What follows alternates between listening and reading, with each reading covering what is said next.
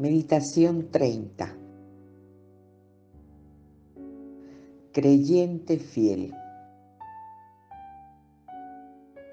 La experiencia de Dios fue central y decisiva en la vida de Jesús, el profeta itinerante del reino, curador de enfermos, defensor de los pobres, el poeta de la misericordia y maestro del amor, el creador de un movimiento nuevo al servicio del reino de Dios.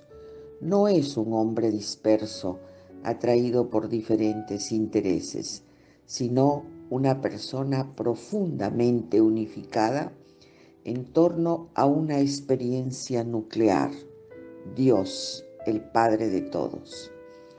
Es Él quien inspira su mensaje, unifica su intensa actividad y polariza sus energías. Dios está en el centro de esta vida. Pero, ¿qué experiencia de Dios tiene Jesús? ¿Quién es Dios para Él? ¿Cómo se sitúa ante su misterio? ¿Cómo le escucha y se confía en su bondad? ¿Cómo lo vive? No es fácil responder a estas preguntas. Jesús se muestra muy discreto sobre su vida interior. Sin embargo, habla y actúa de tal manera que sus palabras y sus gestos nos permiten vislumbrar de alguna manera su experiencia. Hay algo que se percibe enseguida. Jesús no propone una doctrina sobre Dios. Nunca se le ve explicando su idea de Dios. Para Jesús, Dios no es una teoría. Es una experiencia que lo transforma y le hace vivir buscando una vida más digna, amable y dichosa para todos.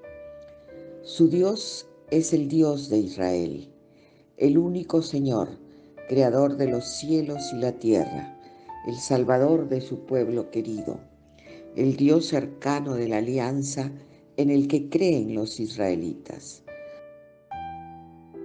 Ningún sector judío discute con Jesús sobre la bondad de Dios, su cercanía o su acción liberadora. Todos creen en el mismo Dios. Jesús asocia a Dios con la vida. Lo primero y más importante para él es que los hijos e hijas de Dios disfruten de la vida de manera justa y digna. Jesús sorprende no porque expone doctrinas nuevas sobre Dios, sino porque lo implica en la vida de manera diferente. No critica la idea de Dios que se transmite en Israel, pero se rebela contra los efectos deshumanizantes que produce esa religión tal como está organizada.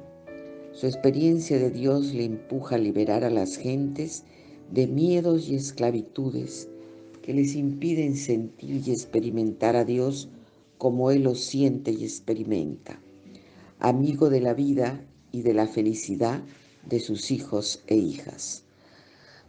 Arraigado en la fe de su pueblo, Jesús nació en un pueblo creyente.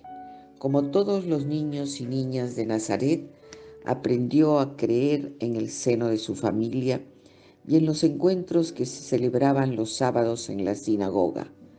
Más tarde conocería en Jerusalén la alegría religiosa de aquel pueblo que se sentía acompañado a lo largo de su historia por un Dios amigo al que alababan y cantaban en las fiestas.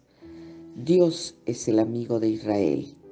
Las tradiciones históricas judías no hacen sino contar, recordar y celebrar los gestos que va teniendo con su pueblo.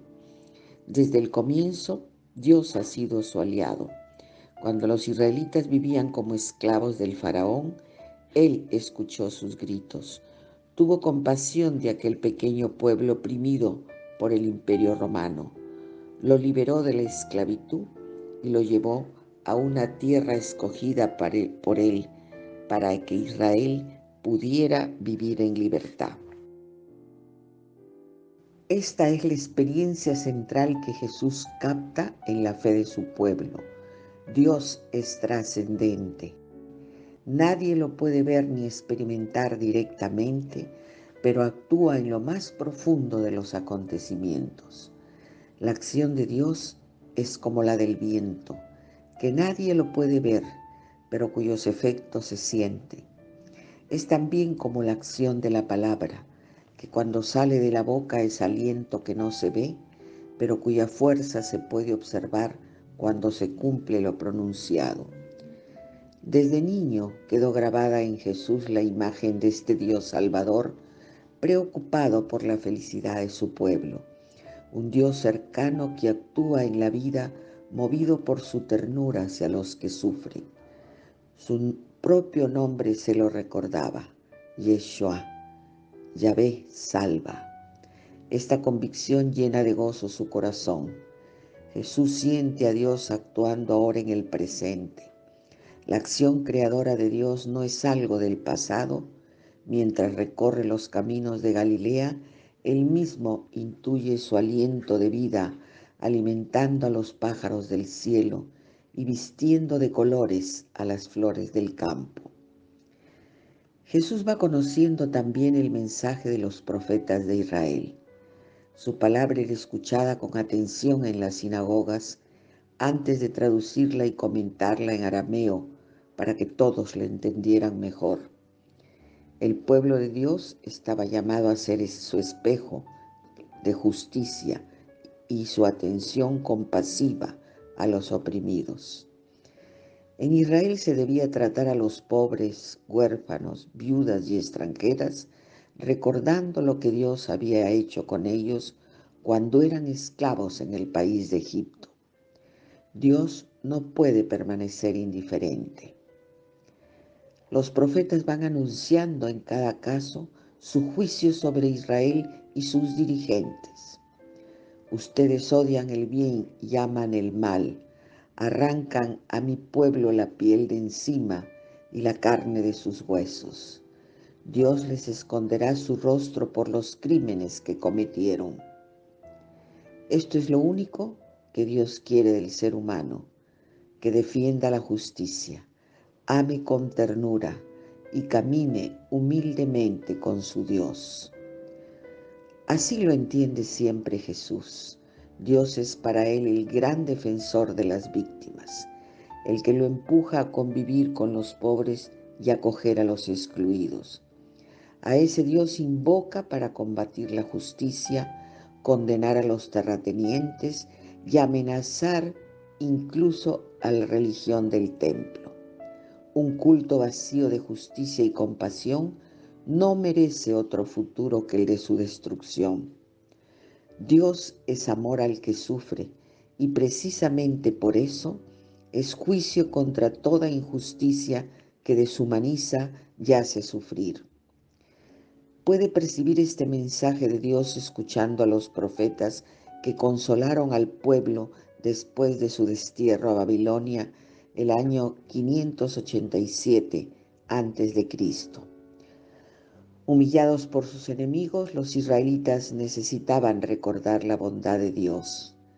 El profeta Jeremías los había animado a confiar en el perdón divino. Esto es lo que él escucha en el corazón de Dios. Yo perdonaré su maldad, no me acordaré más de sus pecados. ¿No es también esto lo que escucha Jesús? Jesús se nutre también de la tradición sapiencial de Israel.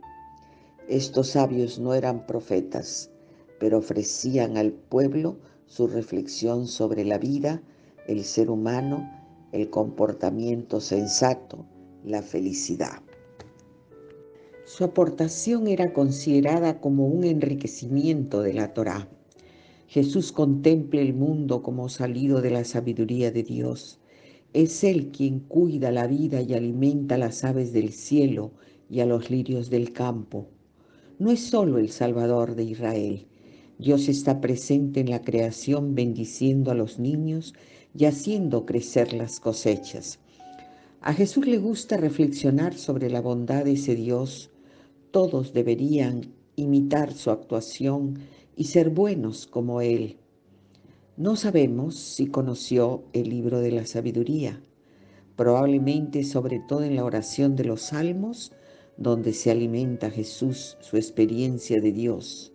Algunos los guarde en la memoria de su corazón, pues son salmos que los judíos repiten al despertarse y al acostarse, al bendecir a la mesa. Otros se reciten en la oración de los sábados o los cantan al peregrinar a Jerusalén o en las celebraciones del templo. No nos es posible conocer los salmos preferidos por Jesús, pero es fácil intuir con qué intensidad y hondura pronuncia algunos de ellos. ¿Qué sentía el poeta de la misericordia de Dios cuando pronunciaba este salmo de acción de gracias? El Señor es clemente y compasivo, paciente y misericordioso. El Señor es bueno con todos, es cariñoso con todas sus criaturas. Que todas tus criaturas te den gracias, Señor. En este pueblo profundamente religioso fue alimentando Jesús su experiencia de Dios. Oremos un momento.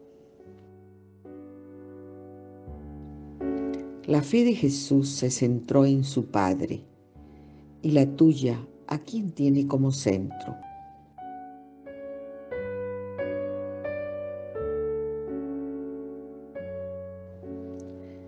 Hay muchas imágenes de Dios, unas verdaderas, otras falsas.